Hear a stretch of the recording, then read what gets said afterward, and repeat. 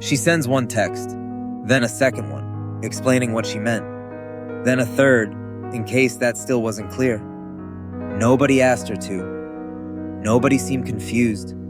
It doesn't feel like communication. It feels like defense. Today we're looking at why one sentence quietly turns into 5, and why explaining more rarely makes anyone feel more sure.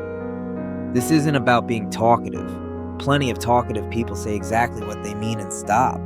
He turns down a simple invitation, then spends 10 minutes typing 3 reasons why, for a plan nobody was going to question. A coworker asks a yes or no question. She answers in 3 paragraphs with context, a disclaimer, and an apology for the length. That's the moment right after you've already said enough. Some part of you decides that isn't safe yet, so you add one more sentence, then another, just to be sure. So what is actually happening in that moment? Why does a simple answer feel incomplete to some people and complete to everyone else? Psychologists have studied a related pattern called excessive reassurance seeking. It means repeatedly asking for, or manufacturing, proof that you're understood, liked, or not in trouble. A 2005 study by Schachner and Mikulincer linked this pattern to attachment anxiety. That's a tendency to expect connection is conditional and could be withdrawn if you're not careful enough. Over-explaining seems to work a little like that, turned inward. Instead of asking someone else for reassurance, you try to manufacture it yourself in advance. Every extra clause is a small insurance policy. If I explain enough, they can't misunderstand me. If they can't misunderstand me, they can't be upset with me. Other research points to a related mechanism: intolerance of uncertainty. Some people find not knowing how a message will land more distressing than most. A 2020 study on adult attachment found something specific.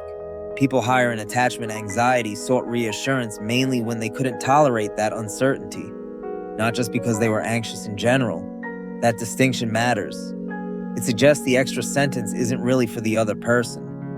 It's a way of trying to close a gap in your own mind before anyone even responds, which is why over-explaining rarely feels optional in the moment. It feels like the only way to make an uncomfortable gap disappear. Here's the part worth sitting with. The extra sentence is not proof that you're bad at communicating. For a lot of people, it once worked.